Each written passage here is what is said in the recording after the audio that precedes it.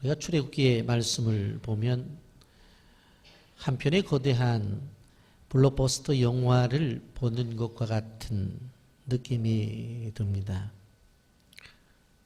그 장대한 스케줄, 그리고 그 속에서 나타나는 스케일과 그리고 등장인물들, 반전을 거듭하는 스토리의 구성, 그리고 상상을 초월하는 통쾌한 장면들, 이걸 보면 하나님이 시나리오를 쓰시고 그리고 하나님께서 또한 제작하신, 하나님이 감독하신 엄청난 드라마와 같다라고 하는 생각을 우리는 가지게 됩니다.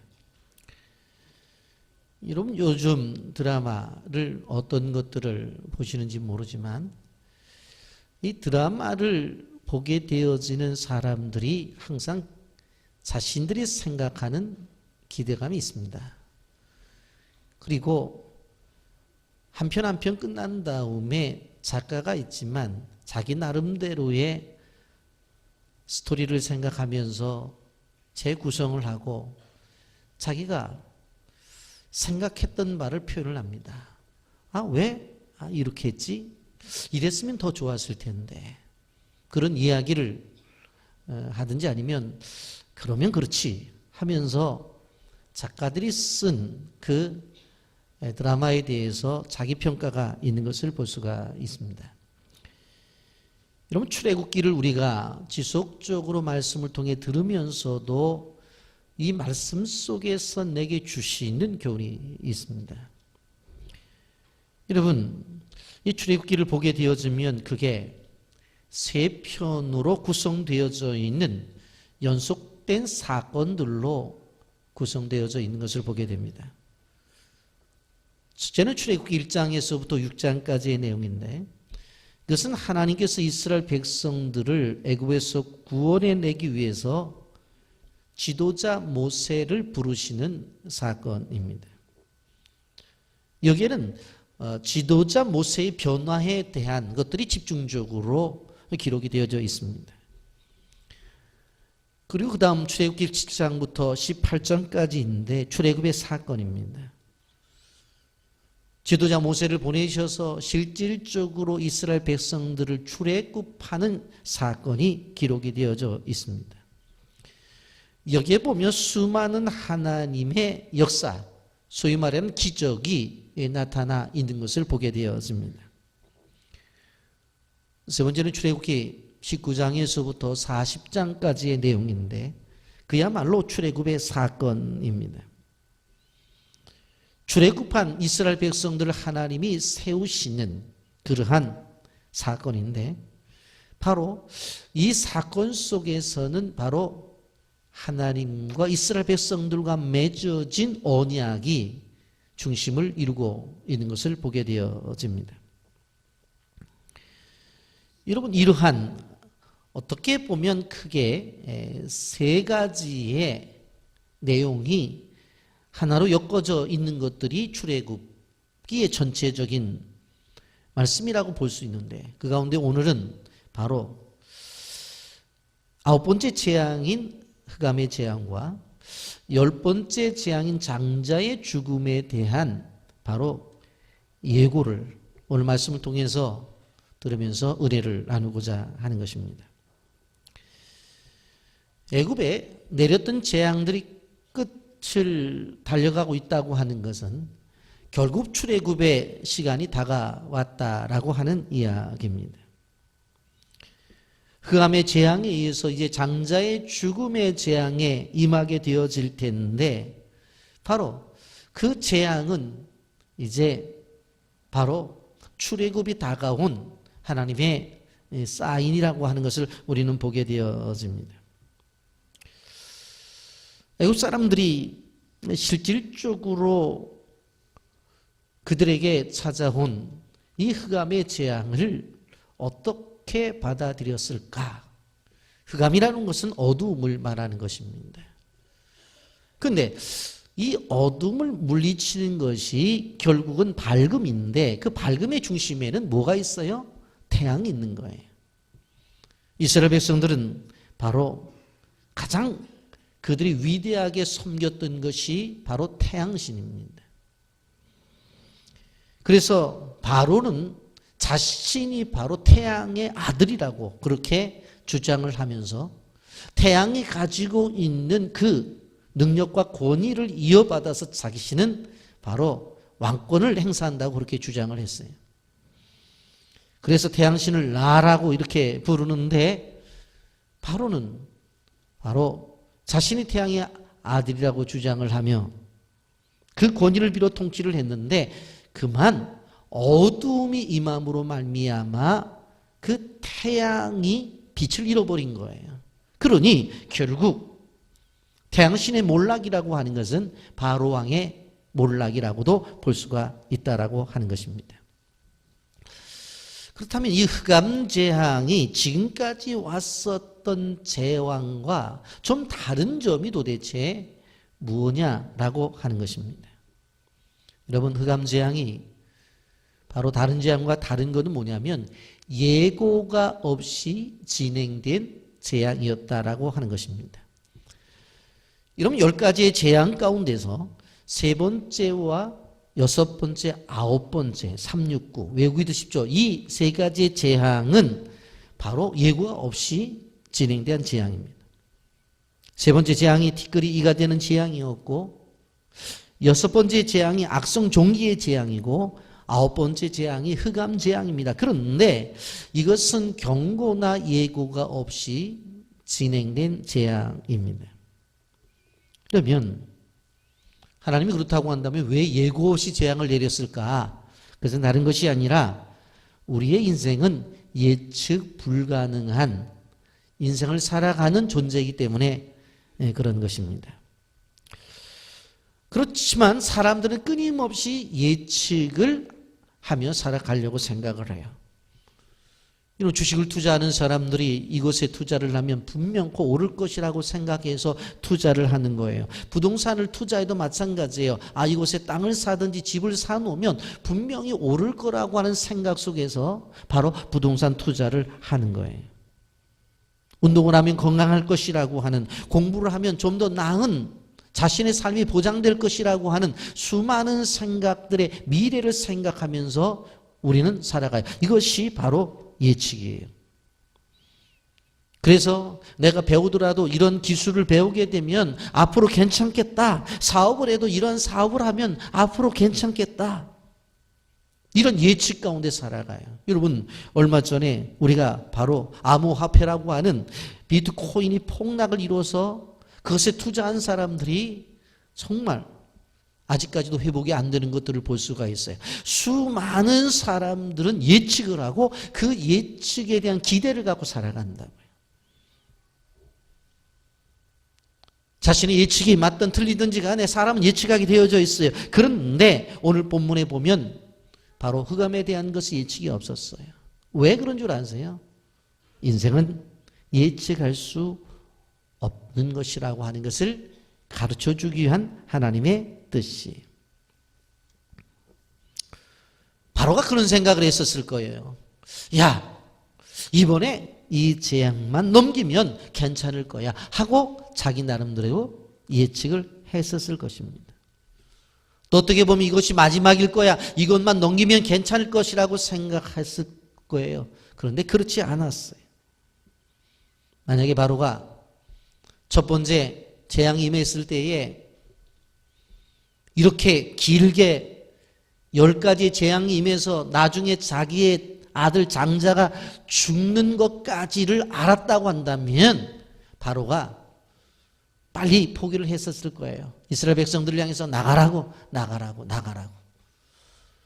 근데 하나의 재앙이 끝나고 두 번째 재앙이 끝나고 세 번째 재앙이 진행이 되어지면서 이제 다 됐을 것이라고 생각했을 거예요. 반대적으로 오기도 생겼을 거예요. 여태까지 왔는데 한번 해보자. 그런데 정작 장자가 죽는 재앙까지 오니까 그가 두 손을 들고 마는 거예요. 여러분, 우리는 하나님 앞에서 우리가 가지고 있는 인간의 한계를 인정해야 돼요. 내가 가지고 있는 자신의 한계를 인정해야 돼요. 그리고 내 앞의 미래는 하나님의 손에 달려있다고 하는 사실을 우리는 인정하고 나가야 돼요. 그렇기 때문에 우리의 인생 속에서 예측할 수가 없지만 이 예측할 수 없는 길을 승리하면서 살아가기 위해서는 어떻게 해야 되느냐? 그것은 하나님과 동행하는 삶을 살아가야 된다고 하는 거예요. 우리의 미래가 바로 어떻게 될지 모르지만 오늘을 살아가는 우리가 주님의 손을 잡고 한 걸음 한 걸음 나갈 수만 있다고 한다면 어떠한 가시밭길이라도 갈 수 있다고 하는 믿음을 가지고 우리가 오늘을 살아가야 된다고 하는 것입니다.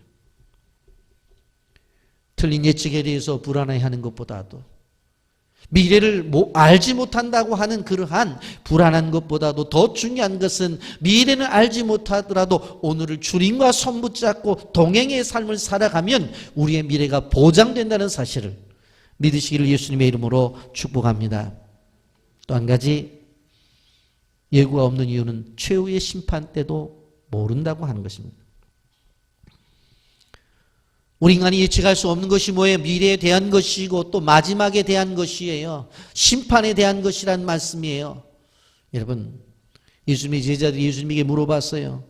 주님이 다시 오신다고 그러니까 언제 다시 오실 것입니까? 그랬더니 뭐라고 말했어요? 때와 기한은 아버지의 권 안에 두셨기 때문에 난 모른다는 거예요.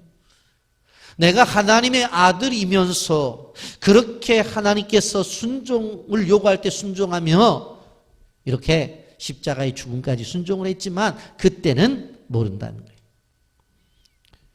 여러분, 우리 역사 속에서도 다미선교회라는 선교회가 있었습니다. 다가올 미래를 준비해라. 그래서 예수님이 다시 오심에 대해서 날짜를 정해놓고 온다고 그들은 큰 소리를 쳤어요. 그래서 방송국의 모든 기자직까지 갖다 놓고 예수님의 오심에 대해서 촬영을 하라고. 자신들은 그래서 깨끗한 옷을 입고 올라간다고 하얀 소복을 입고 다 모였었지만 그날 예수님이 오시지 않았어요. 그래서 12시 넘어서 그들이 얼굴을 가리고 바로 부끄러운 모습으로 집으로 돌아가는 것들을 우리는 경험을 해봤어요. 중요한 것은 다시 오시는 예수님이 언제는 모르지만 오신다는 거고, 그리고 그 오신 예수님을 우리가 맞이하고 하나님 준비하신 천국에 가기 위해서는 오늘을 살아가면서 예수를 잘 믿고 영원한 삶을 누리는 영생의 복을 받는다는 것, 그러면 된다는 거예요. 그런데 9번째 재앙으로 임하는 흑암의 재앙을 통해서 우리는 그 속에서 하나님의 뜻을 발견할 수 있다고 하는 것입니다.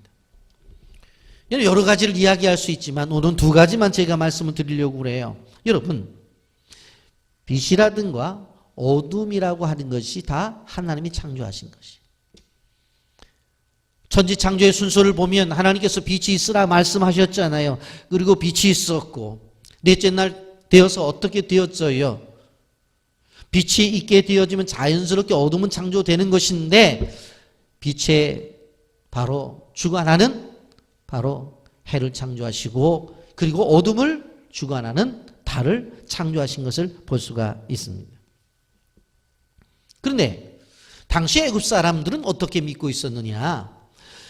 바로 이 낮이라고 하는 빛을 주관하는 신이 있고 이 어둠을 주관하는 신이 있다고 그들은 믿고 있었어요. 그런데 이 어둠을 주관하는 신과 밝음, 이 낮을 주관하는 신이 둘이 싸운단 말이에요. 싸우다가 이 밝음을 주관하는 신이 이기면 해가 뜨는 거고, 싸우다가 이 밝음을 주관하는 신이 지고 어둠을 주관하는 신이 이기면 바로 밤이 온다고 그들은 믿고 있었어요.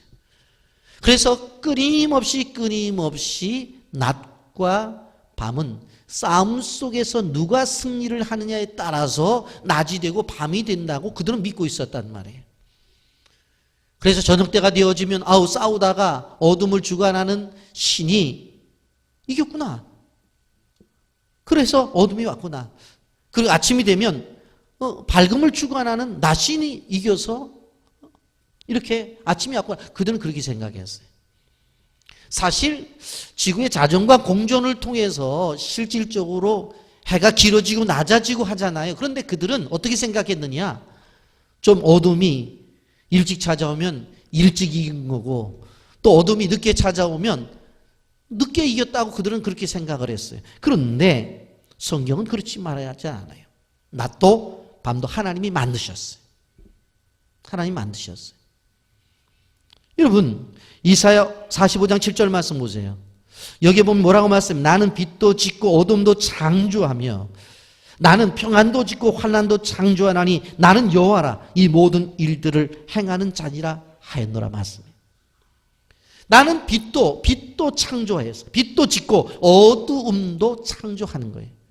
그런데 자연 세계에서 일어나고 있는 어떤 빛, 어둠만 창조한 것이 아니라 그 다음 기절에 보면 나는 평안도 짓고 환난도 창조한다고 그랬어요. 우리의 인생 속 깊은 곳에 들어와서 우리의 인생의 삶 속에서 평안을 주실 수도 있고 고통을 주실 수도 있는 분이 하나님이시다.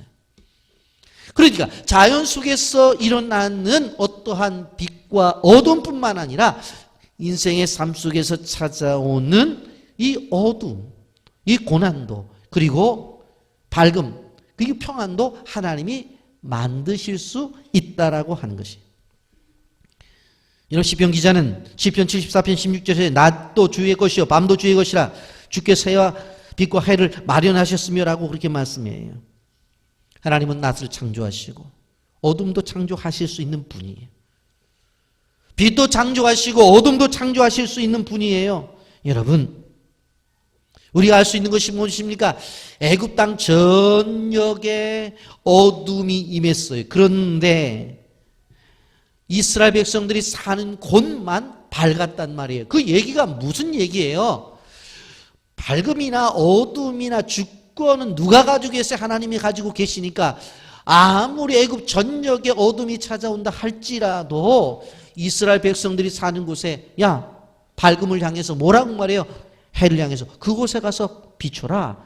그러니까 해가 순종을 해서 이스라엘 사람들이 가는 곳에, 사는 곳에 비추니까 그쪽은 밝은 거예요.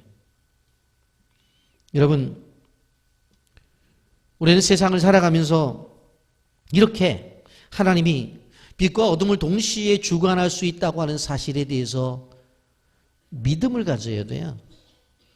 그래야지만 우리의 생활이 평안하고 우리의 생활 속에서 하나님이 주시는 은혜로 말미암아 어떤 어려움도 견뎌낼 수가 있는 것입니다. 바울 서신을 보게 되어지면 세상의 사람들을 어둠의 자식들이라고 말을 하죠. 그리고 우리를 빛의 자녀라고 말했어요. 데살로니가전서 5장 5절에 너희는 다 빛의 아들이요 낮의 아들이라 우리가 밤이나 어둠에 속하지 아니하나니 그렇게 말씀하고 있습니다. 애굽에 흑암이 임했다고 하는 것은 죽음의 그림자가 서서히 오고 있다는 이야기입니다. 그런데 이 어둠이 주는 의미가 도대체 뭔가? 어둠이 주는 의미가 도대체 뭔가? 태양이 내려쬐고 있는 그 현장 속에서 갑자기 어둠이 몰아쳤다고 한다면 어떠한 느낌을 가질 것 같아요? 그들은 순간적인 두려움이 왔을 것입니다. 그리고 공포가 왔을 것입니다. 무서움이 왔을 거예요. 흑암의 재앙이라는 것은 그러니까 다른 것보다도 먼저 무엇이 그들의 심리적인 부분들에 있어서 그들의 마음을 강타한 것입니다. 흑암의 재앙은 경제적인 손실이 오거나 물질적인 손실이 오기 이전에 심리적인 타격을 일으키는 재앙이에요. 그래서 가만히 있는 이 대낮에 어둠이 찾아오니까 두려움이 찾아왔을 것이고 공포가 찾아왔을 것이에요. 불안에 휩싸일 것이에요. 어느 한순간에 희망이 사라져 버렸을 것입니다. 오늘날 세상을 뭐라고 말해요? 어두운 세상이라고 말을 해요. 그런데 우리가 살아가는 세상이 어두워요? 그렇지 않아요. 밤에 나가도 네온 사인에 인해서 거리가 정말로 찬란하게 대낮처럼 밝아요. 여러분 텔레비 프로그램 속에서 어서와 한국이지 뭐 그런 프로그램이 있잖아요. 그 외국인들이 우리나라에 와서 깜짝 놀라는 것 가운데 하나가 뭐예요? 저녁 때에 뭐예요? 거리가 대낮보다도 더 밝다는 거예요. 그리고 그 저녁에도 수많은 사람들이 어떻게 해요? 오고 가는 거예요. 그리고 저도 한 번도 안 가봤지만 홍대에 가보면 밤새워서 놀고 밤새워서 먹고 밤새워서 그곳에서 함께하는 사람들이 있다는 거예요. 그런데 밤새 박대요. 궁금하면 한번 가보세요. 여러분, 그러면 이 정도로 되어지고 밤새 밝고 밤새 사람들이 활동하면 이 세상이 밝은 세상이어야 되잖아요. 그런데 우리는 세상이 어둡다고 말을 해요. 이 세상을 죄악된 세상이라고 말을 해요. 먹고 싶고 먹고 입고 싶은 거 입고 자기가 걸 만한 장소가 있어요. 그러면 분명히 우리는 뭐라고 말을 해야 돼요? 세상을 살아가는 사람들이 아니 먹을 거 먹고 입을 거 입고 잘 때 입고 그리고 자기가 생활할 만큼 준비가 되어지면 밝은 세상이 되어져야 되잖아요. 그런데 우리의 표현은 이 세상을 뭐라고 말해요? 어둡다고 말을 해요. 여러분, 어둡다는 것은 뭘 말하는 줄 아세요? 미래를 못 보는 거예요. 어둡다는 것은 뭘 말하는 줄 아세요? 불안과 두려움과 공포가 있다는 거예요. 그렇기 때문에 우리가 사는 세상이 먹고 살만 해도 모든 사람들에게 두려움이 있고 걱정이 있고 염려가 있고 공포가 있는 거예요. 여러분, 이러한 세상 속에서 주님이 어떻게 오셨어요? 요한복음 14장 27절에 평안을 너에게 끼주노니 곧 나의 평안을 너에게 주노라. 내가 너에게 주는 것은 세상이 주는 것과 같이 아니하니라. 너희는 마음에 근심하지도 말고 두려워하지 말라. 우리의 마음속에 있는 어둠을 걷어내야 된다는 거예요. 낙심과 절망을 끝장내고 희망의 꿈을 가져야 된다는 거예요. 근심과 걱정, 염려 대신 하나님이 주시는 평안을 가져야 된다는 거예요. 이것이 하나님이 우리에게 주시는 거예요. 여러분, 오늘날 이 시대도 겉으로는 밝아요. 그런데 어둠의 세력들이 밀고 들어오고 있어요. 흑암의 재앙이 이 땅 위에 임하고 있다고 하는 것이에요. 애굽이 그렇게 먹고 살기가 훌륭한, 그리고 그 당시에 가장 문명이 발달한 그 땅이지만 그러나 흑암이 오니까 두려운 거예요. 여러분, 이러한 어둠의 이 세상 속에서 우리가 바라봐야 될 것은 뭐예요? 빛 대신 예수님. 나는 세상의 빛이라고 말씀하신 그 빛 대신 예수님을 바라보면서 너희는 세상의 빛이라고 말씀하신 그 분을 따라 가게 되어질 때에 어두운 세상 속에서 밝은 삶을 살 수 있다는 사실을 기억하고 나뿐만 아니라 내가 가는 곳에 어떠한 어둠의 세력도 물리칠 수 있다는 사실을 기억하며 그 사명을 잘 감당하시기를 예수님의 이름으로 축복합니다. 아멘. 여러분, 그런데 흑암의 재앙이 임하게 되어질 때 협상이 이루어져요. 여러분, 바로가 모세를 불러서 협상하자고 해요. 출애굽기 10장 24절에 보면 바로가 모세를 불러서 이르되 너희는 가서 여호와를 섬기되 너희의 양과 소는 머물러 두고 너희 어린 것들은 너희와 함께 갈지니라 그랬어요. 여러분, 8번째 재앙까지는 어떻게 이야기를 했냐면 그냥 가족들 다 놔두고 장저등만 가서 제사를 드리고 와라. 그래서 지난주에 그걸 제가 개인주의라고 그렇게 표현을 했어요. 그랬는데 이제는 달라졌어요. 양과 소만 놔두고 가라는 거예요. 가도 좋으니까 가라는 거예요. 여러분, 이스라엘 백성들을 향해서 가도 좋은데 양과 소를 놔두고 가라고 그렇게 표현을 해요. 그랬더니 모세가 안 된다는 거예요. 그 모세가 안 된다는 거예요. 그 이유가 뭐냐? 오늘 여러분 25절부터 26절까지 보면 이렇게 말씀합니다. 모세가 이르되 왕이라도 우리 하나님 여호와께 드릴 제사와 번제물을 우리에게 주어야 하겠고 우리의 가축도 우리와 함께 가고 한 마리도 남길 수 없으니 이는 우리가 그 중에서 가져다가 우리 하나님 여호와를 섬길 것임이며 또 우리가 거기에 이르기까지는 어떤 것으로 여호와를 섬기는지 알지 못함이니라 하나 그랬어요. 모세가 무슨 얘기를 해요? 모든 짐승들은 놔두고 너희들만 나가라고 했더니 우리가 지금 나가는 이유가 뭐라고 그랬어요? 제사를 드리기 위해서 나간다고 그랬잖아요. 사실은 이 말씀은 40년 후에 가나안에 들어가서 진정한 제사가 드려지고 그것을 성전을 지으면서 완전한 것이 이루어지지만 그러나 광야에서도 바로 제사를 드렸어요. 모세의 생각은 무슨 생각이에요? 우리 보고 나가라고? 좋다, 나간다. 그런데 우리가 이 땅을 나가는 것은, 이 우상의 땅을 나가는 것은 바로 하나님 앞에 예배를 드리기 위해서 나가야 되는데, 그렇다면 예배를 드릴 제물이 있어야 되지 않느냐. 그런데 제물을 놔두고 가라고? 있을 수 없다는 이야기예요. 모세의 중심에는 무엇이 있었어요? 예배가 있었어요. 모세의 중심에는 뭐가 있었어요? 자기보다는 하나님과의 관계 속에서 예배가 있었던 거예요. 우리가 생각해 보면 모세에게, 야, 너 예전에는 장정만 나가서 예배를 드리라고 했을 때 안 된다고 말했지. 이제는 처자식 다 데리고 나가. 그러면 우리가 인간적으로 생각해 보면 가능한 얘기잖아요. 왜? 가족 다 데리고 나가라 하니까. 그런데 이제는 모세가 거절을 해요. 싫다는 거예요. 양과 소를 다 데리고 나가겠대. 그래서 왜 그러냐고 그랬더니 가서 제사를 드려야 되는 게 중요한데 제물 될 양과 소를 놔두고 나가면 안 된다는 거예요. 이 본문을 보면서 조금 더 정확하게 표현하면 모세는 가족보다도 더 뭘 중요하게 얘기해요? 하나님 앞에 예배를 더 중요하게 보는 거예요. 그걸 보는 거예요. 온 가족 나가라고 하면은 웬만한 사람 같으면 할렐루야 하고 나가면 되잖아요. 그런데 지금 모세는 그것보다도 하나님과의 관계 속에서 드려야 될 예배가 더 중요한 거예요.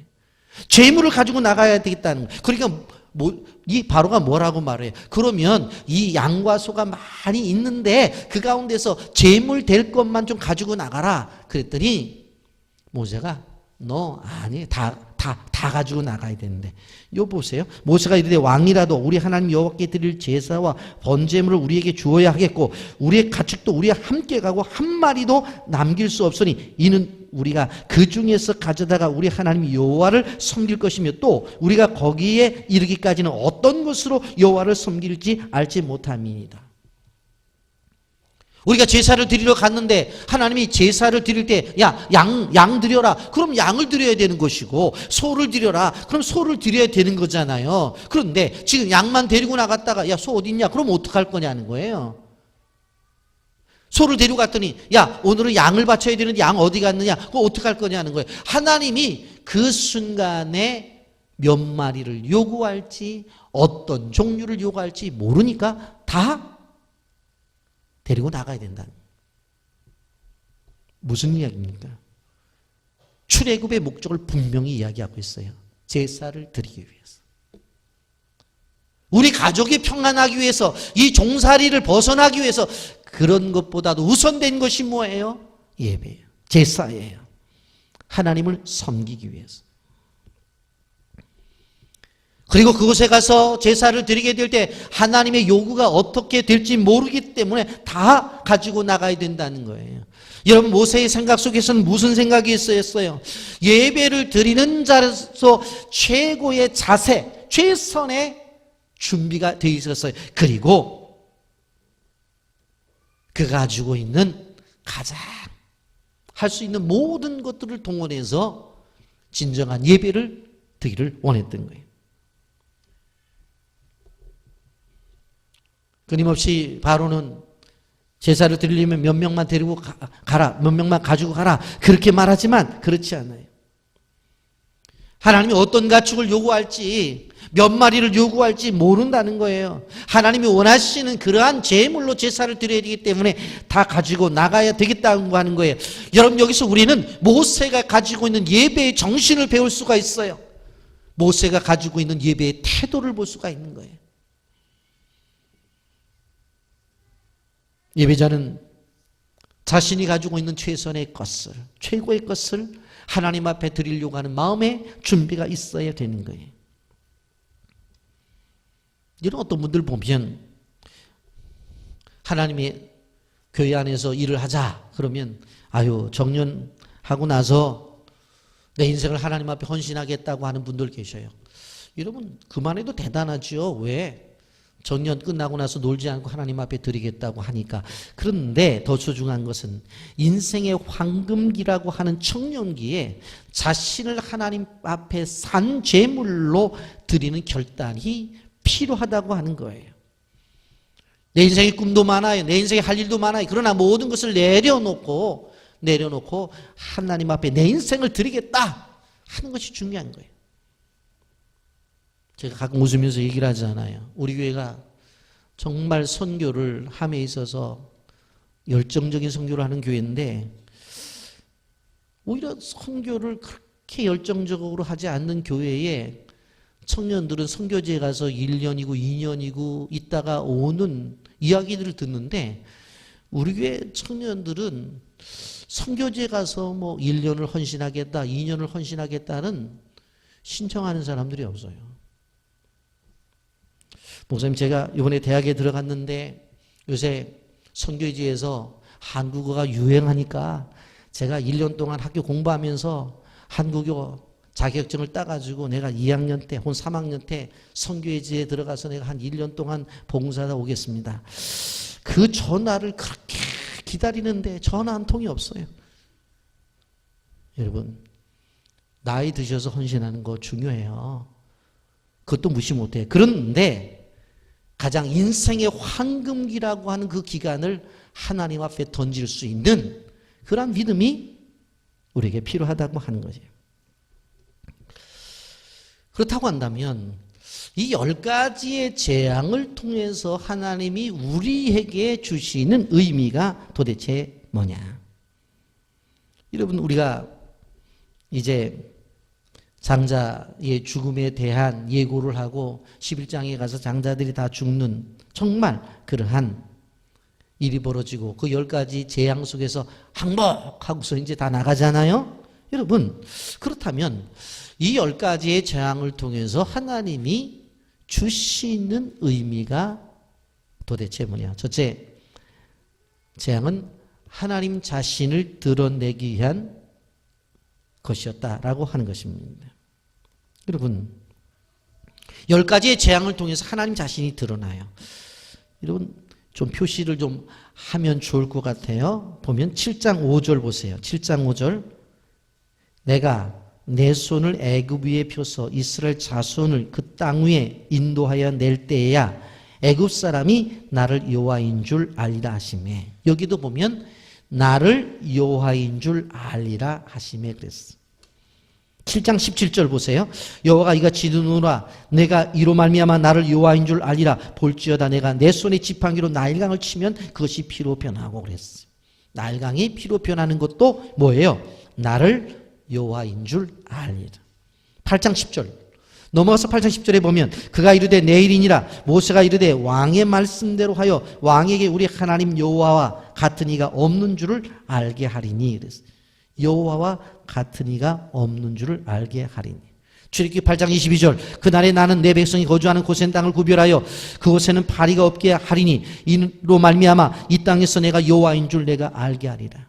이 땅에서 내가 여호와인 줄 알게 하리라.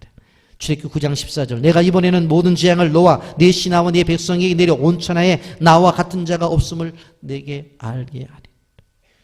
출애굽기 9장 16절 내가 너를 세웠으면 나의 능력을 내게 보이고 내 이름이 온 천하에 전파되게 하려 하였습니다. 9절 9절마다 나타나는 게 뭐예요? 하나님의 하나님 되심을 보여주기 위해서 이 재앙이 임한 거예요. 출애굽기 7장 17절, 출애굽기 7장 5절, 출애굽기 8장 10절, 출애굽기 8장 22절, 9장 14절, 9장 16절에 절절히 이야기하는 것이 무엇인가 하면 이러한 재앙을 통해서 이 애굽에서 하나님의 하나님 되심을 보여주겠다고 하는 것입니다. 여러분, 우주 만물을 창조하신 그분이 자연세계를 지배하는 것들을 보여주면서 바로 자신이 하나님됨을 보여주었다라고 하는 것입니다. 여러분, 그러므로 철저하게 하나님 말을 섬겨야 되는 그런 것들을 나타낸 것이 바로 이 재앙의 사건이에요. 여러분, 이 10가지 재앙은 이스라엘 백성들 앞에서 애굽 사람들이 섬기고 있던 신이 심판을 받는 것을 보여준 거예요. 여러분, 첫 번째 피재앙을 한번 생각해 보세요. 여러분, 애굽이라고 하는 나라, 이집트라고 하는 나라는 워낙 사막으로 이루어졌어요. 그런데 그 사막 중심에 강이 흘러요. 그것이 뭐예요? 나일강이에요. 그 나일강인데, 여러분, 제가 출애굽기를 시작하면서 말씀을 드렸는데 그 나일강이 젖줄이라고 그랬어요. 그 위에는 이디오피아에서부터 흘러내려오는 모든 물줄기를 따라서 바로 이 적도층을 이루게 되어지는데, 거기에 씨앗을 심으면 아주 농사가 잘 된다고 제가 말씀을 드렸습니다. 그러니 이 나일강이 대단한 거예요. 그래서 그들은 강씨를 섬겼어요. 그것을 닐루스라고 하는 신이에요. 닐루스라고 하는 신. 그런데 이 닐루스라고 하는 신에 의해서 그 강물이 보존되어지고 그 강물이 자기에게 마실 수 있는 물과 농사를 짓는 모든 것들을 공급한다고 믿었어요. 그래서 그 나일강에서 우는 개구리까지도 어떻게 했어요? 신으로 생각할 정도로 강과 밀접한 관계를 맺었어요. 그런데 어떻게 되어졌어요? 그 나일강에 흐르는 물을 한순간에 뭐로 만들어요? 피로 만들어요. 피로. 그러니 마실 수 있어요? 없어요? 마실 수도 없어요. 그 물을 갖다가 농사를 지을 수 있어요? 농사도 지을 수 없어요. 그러니 결국 애굽 사람들이 생각하고 믿었던 닐루스라고 하는 그 나일강 신을 한순간에 어떻게 해요? 피로 인해서 무너뜨려 버리는 거예요. 또 한 가지, 9가지 재앙인 흑암의 재앙을 한번 생각해 보세요. 여러분, 애굽 사람들이 믿었던 신 가운데서 태양신이 그들이 최고의 신이라고 생각한다고 그랬죠. 그래서 바로도 태양신의 아들이라고 하면서 태양신이 가지고 있는 그 놀라운 영향력을 가지고 통치한다고 그랬어요. 그런데 대낮에 어둠이 몰려온 거예요. 대낮에 어둠이 몰려와서 그 밝음을 사로잡은 거예요. 그러니까 무슨 결과가 나타난 거예요? 자신들이 믿던 태양신, 낮을 주관하던 태양신이 어둠에 밀려서 어두워져 버린 거예요. 그러니 자기들이 믿던 신이 무너져 버린 거예요. 여러분, 이런 것을 통해서 그들이 믿던 태양신이 정말 어둠에 무너지는구나 하는 것들을 그들이 깨달았어요. 그러면서 하나님이 원하시는 것은 무엇인가 하면 더 이상 바로 태양도 신이 아니다라고 하는 것을 가르쳐 주는 거예요. 그리고 이 사건을 통해서 하나님에 대해서 너희들이 좀 알아라, 깨달아라 하는 하나님의 요구가 바로 이 본문 속에서 나오는 거예요. 여러분, 호세아 선지자를 통해서 하나님의 안타까운 마음을 이렇게 전해줬어요. 호세아 4장 1절에 보면 이스라엘 자손들아 여호와의 말씀을 들으라. 여호와께서 이 땅 주민과 논쟁하시나니 이 땅에는 진실도 없고 인애도 없고 하나님을 아는 지식도 없고라고 말씀했어요. 그러면서 호세아 4장 6절에 내 백성이 지식이 없음으로 망하는도다. 내가 지식을 버렸으니 나도 너를 버려 내 제사장이 되지 못하게 할 것이요 내가 내 하나님의 율법을 잊었으니 나도 내 자녀들을 잊어버리라. 여러분, 하나님을 알아야 되네. 하나님의 백성들이 하나님을 아는 지식이 없고 하나님을 잘 모르기 때문에 망해 간다는 거예요. 그래서 뭐라고 말을 해요? 호세아 6장 6절에 나는 인애를 원하고 제사를 원치 아니하며 번제보다 하나님을 아는 것을 원하노라. 그렇게 말씀해요. 그러면서 결론적으로 6장 3절에 이렇게 말합니다. 그러므로 우리가 여호와를 알자. 힘써 여호와를 알자. 그의 나타나심은 새벽빛같이 어김이 없나니 비와 같이 땅을 적시는 늦은 비와 같이 우리에게 임하시리라. 그렇게 말씀합니다. 여러분, 하나님을 알기를 원해야 돼요. 하나님의 뜻을 알기를 원해야 돼요. 그래야지만 진정 그 하나님의 뜻을 알 때 순종이 가능하다고 하는 거예요. 여러분, 예배의 자세야의 자세는 이래야 되는 거예요. 우리가 다른 데 절박한 것이 아니라 하나님을 아는 데 절박해야 돼요. 우리가 다른 데 절박하는 것이 아니라 하나님 앞에 신령과 진정한 예배를 드림에 있어서 절박해야 된다고 하는 것입니다. 하나님이 어떤 분인가를 알아야 돼요. 하나님이 나를 위해서 무엇을 하시는지 알아야 돼요. 하나님이 오늘을 살아가는 우리에게 무엇을 주시기를 원하는지를 알아야 돼요. 힘써 여호와를 알려고 노력을 해야 돼요. 여러분, 이 10가지 재앙을 통해서 또 하나 알 수 있는 것은 이스라엘 백성들을 특별히 하나님이 사랑하신다는 것을 알게 되었어요. 여러분, 모세를 부르실 때 이스라엘 백성이 하나님에게 어떤 존재인지를 말씀하셨죠. 출애굽기 6장 7절에 보면 너희를 내 백성으로 삼고 나는 너희의 하나님이 되리니 나는 애굽 사람의 무거운 짐 밑에서 너희를 빼내 너희의 하나님 여호와인 줄 너희가 알지라, 그렇게 말씀했어요.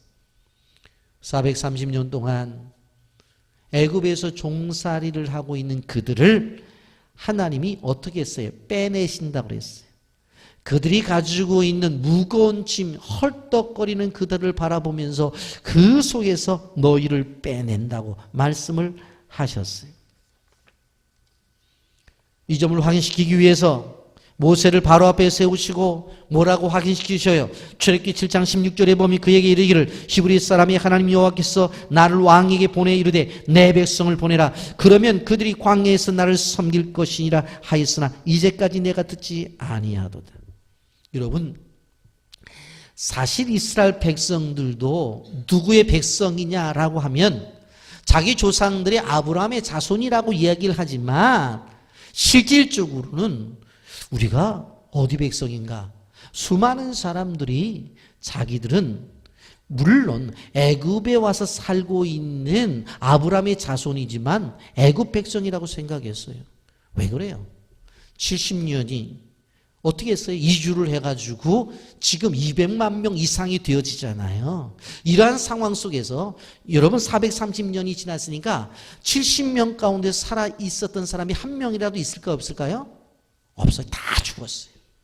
그러면 지금 이스라엘 백성들의 200만 명 정도가 그들이 어디서 태어났냐고 물어보면 다 어디서 태어났어요?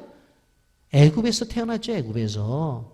그러니까 자연스럽게 이 이스라엘 사람들도 우리 조상은 아브라함의 조상이야. 그리고 그들의 자손이야. 그렇게 말을 하지만 너 어디 백성이야? 네 집이 어디야? 주민등록에 어디로 돼 있어? 그러면 애굽이라고 말을 합니다. 그런데 더군다나 바로는 어떻게 생각했어요? 이게 지금 다 자기 백성이라고 생각했다. 왜? 자기 종이니까. 자기 노예니까. 그런데 하나님께서는 뭐라고 말씀해요? 무거운 짐에 있는 내 백성을 빼내겠다. 그러더니 출애굽기 7장 16절에는 뭐라고 말해요? 내 백성을 내보내라고 그래. 내 백성을. 내 백성을 내보내라는 거예요. 여러분, 내 백성이기 때문에 하나님께서 10가지의 재앙을 진행하면서 엄청난 배려를 해 주세요. 여러분, 우리가 한번 그것도 성경 속에서 한번 좀 표시를 하면서 보면 좋을 줄 알아요. 네 번째 파리 재앙에 보면 출애굽기 8장 22절에 이렇게 말씀합니다. 그날에 나는 내 백성이 거주하는 고센 땅을 구별하여 그곳에는 파리가 없게 하리니 이로 말미암아 이 땅에서 내가 여호와인 줄을 내가 알게 될 것이라 그랬어요. 출애굽기 8장 22절에서 뭐라고 말한다고요? 이스라엘 백성들이 거주하는 고센 땅에는 다른 데는 파리가 득식을한데 그곳에는 파리를 없게 하겠다. 파리를 없게 하겠다. 구분했다는 거예요. 구별했다는 거예요. 다섯 번째, 가축돌림병 재앙을 볼까요? 출애굽기 9장 6절 말씀입니다.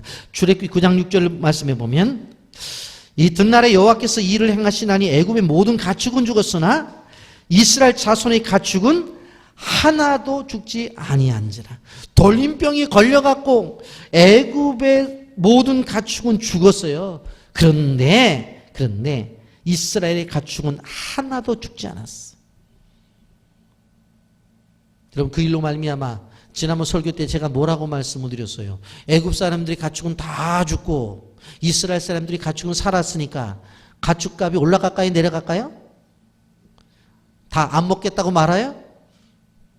하나님께서 이스라엘 백성들에게 단순한 기적이 아니라 그것을 통해서 훨씬 더 삶의 질을 좋게 해주시는 하나님의 역사가 있다고 하는 거예요. 일곱 번째 우박재앙 보세요. 출애굽기 9장 26절.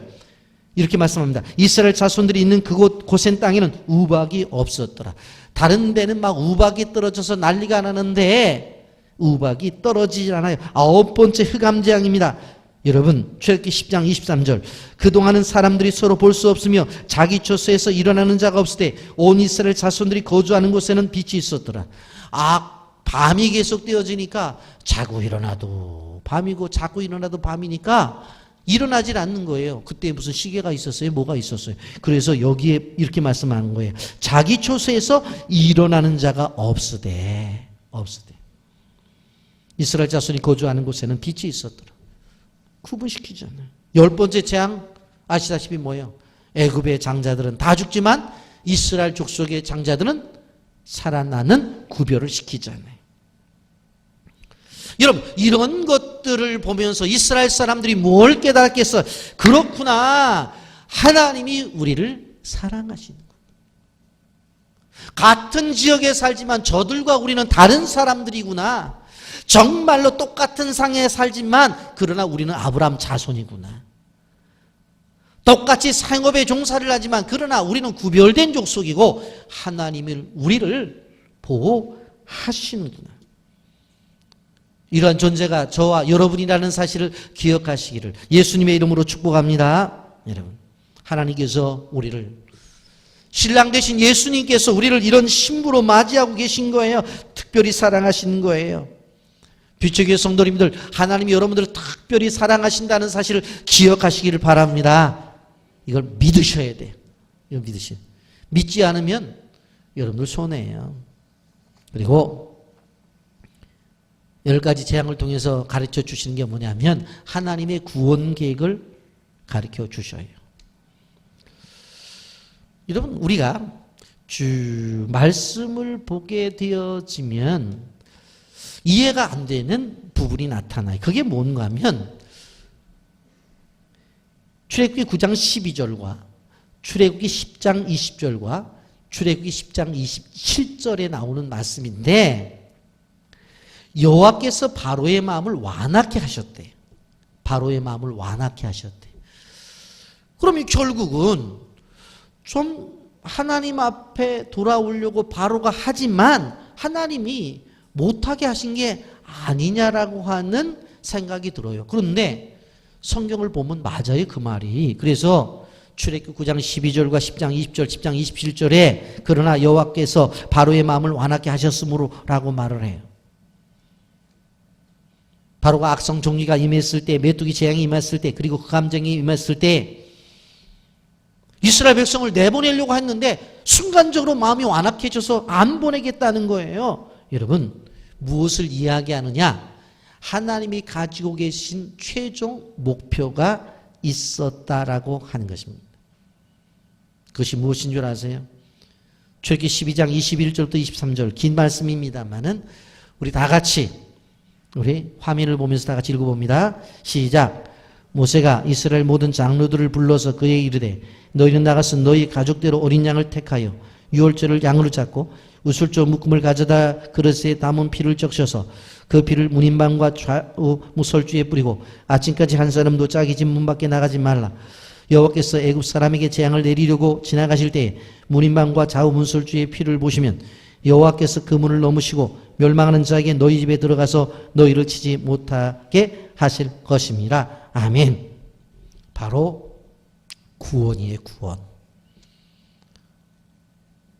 9가지의 재앙까지는 어떻게 보면 애굽에 있는 그리고 애굽에 있는 물 이런 것들, 깨구리 이런 것들. 나중에는 9번째 재앙에 있어서 흑암. 이제는 생명의 구원을 위한 하나님의 마지막 카드를 10번째 재앙에서 나타내시는 거예요. 결국 우리가 예수를 믿는 것도 구원받기 위한 것이죠. 그렇다고 하면 이스라엘 백성들이 그들이 삶을 통해서 맨 마지막에 하나님을 통해서 경험해야 될 것이 무엇인가 하면 구원받는 거예요. 그런데 이 10번째 재앙을 통해서 어떻게 되어져요? 애굽의 자녀들은 죽고 이스라엘 백성들의 자녀들은 구원을 얻는 거예요. 이거를 경험하게 하는 거예요. 그래서 끝까지 끌고 온 거예요. 어린 양을 잡아서 문설주와 문인방에 피를 발라라. 그러면 죽음의 사자가 넘어갈 것이다. 유월절, 패스오버예요. 넘어가겠다라고 하는 것이 그 일로 인해서 어떻게 해요? 바로 장자의 죽음의 재앙을 면했어요. 하나님의 말씀하는 대로 순종함으로 말미암아 장자의 죽음의 재앙이 면한 것을 바라볼 수가 있습니다. 우리가 10번째 재앙 이제 생각해 보겠습니다만은, 그러나 이 재앙을 통해서 우리가 느껴져야 되는 것이 무엇인 줄 아세요? 구원이 그만큼 가치가 있고, 구원이 그만큼 의미가 있고, 구원이 그만큼 우리 신앙에 있어서 중심이 되어져야 된다는 거예요. 그래서 첫 번째 재앙에서부터 두 번째, 세 번째, 네 번째 넘어가서 9번째 재앙이 넘어가, 바로가 이스라엘 백성들을 내놓으려고 하더라도 하나님의 마음을 강팍해 해서 그대로 내보내지 않고 마지막 이스라엘 민족의 백성들의 자녀들의 구원을 보게 하셨다고 하는 것입니다. 여러분, 우리가 구원을 받았다고 하는 것이 그렇게 가벼운 게 아니에요. 이것이 엄청난 가치가 있고 의미가 있다고 하는 것을 우리는 기억해야 됩니다. 말씀을 정리합니다. 바로와 그의 백성들이 재앙을 당하죠. 모세와 이스라엘 백성들은 구원의 은혜를 누리죠. 이런 것들이 계속해서 반복이 되었어요. 어떻게 보면 구원을 받는 백성들을 향한 대서사시가 기록이 되어져 있는 것을 볼 수가 있습니다. 그런데 누구에게는 재앙인데 누구에게는 복이에요. 우리가 살아가는 세상도 마찬가지야. 똑같은 애굽의 삶을 살아가면서 이스라엘 백성들에게는 복이었어요. 그런데 애굽 사람들에게는 저주고 재앙이었어요. 우리가 이 사실에 대해서 말씀을 들었다면 오늘을 살아가는 이 현실 속에서도 우리는 복을 받을 수 있다 없다? 있다. 아멘. 아멘. 그런데 이것은 하나님의 손에서 일어나는 일이에요. 하나님의 목적 속에서 일어나는 일이에요. 출애굽의 여정은 하나님의 목적 속에서, 하나님께서 인도하심 속에서 일어나는 일이에요. 세상에 수많은 일들이 벌어지고 있습니다. 어떤 사람은 이 시간 절망의 시간을 통과하는 사람이 있는 반면에 어떤 사람들은 행복의 노래를 부르고 지나가는 사람들이 있다고 하는 거예요.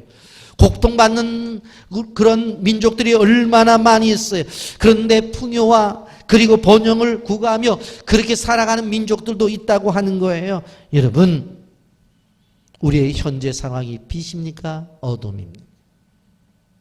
아니면 우리가 살아가는 현재의 상황이 절망입니까? 아니면 희망입니까? 여러분, 우리가 기억해야 될 것은 예수 그리스도로 말미암아 보혈의 은혜를 받은 사람들은, 십자가의 대속의 은혜를 받은 사람은 어떠한 상황 속에서도 십자가의 승리와 부활의 은혜가 있다는 사실을 기억하시기를 바랍니다. 주 예수를 믿으라 그리하면 너와 네 집에 구원을 얻겠다고 하는 것은 단순히 빌립보에 있는 간수들에게 주신 말씀만이 아니라 우리들에게 주신 말씀이에요. 어둠 속에 방황하며 절망 속에서 낙담하는 모든 영혼들, 심지어 죄 가운데 헤매고 있는 하나님의 백성들을 향해서 주신 말씀이에요. 해답이 안 보인다고요? 주님을 손 붙잡으세요. 그분과 함께 가면 답이 있다고 하는 것이에요. 그래서 그분과 함께 동행해야 돼요. 예수 그리스도께서 유일한 구원자예요. 예수님을 의지하고 예수님을 신뢰하고 예수님께 기도할 때에 예수님께서 우리의 고난 속에서 건져주신다는 사실을 기억하시기를 바랍니다. 우리 인생의 해답은 오직 예수님이에요. 오직 그리스도예요. 이스라엘 자손들이 광야에서 모세를 통해서 주신 말씀에 순종을 했더니 재앙을 편하고 구원을 받을 수 있었어요. 그렇듯이 우리도 어떤 상황이 있든지 간에 하나님의 말씀 앞에 순종하고 주님과 동행하면 우리 속에 있는 그 은혜로 말미암아 재앙이 비켜지고 하나님 우리에게 주신 구원이 임한다는 사실을 기억하시면서 여러분, 광야에 있는 이스라엘 백성들처럼 하나님의 축복을 누리시기를 예수님의 이름으로 축복합니다. 아멘.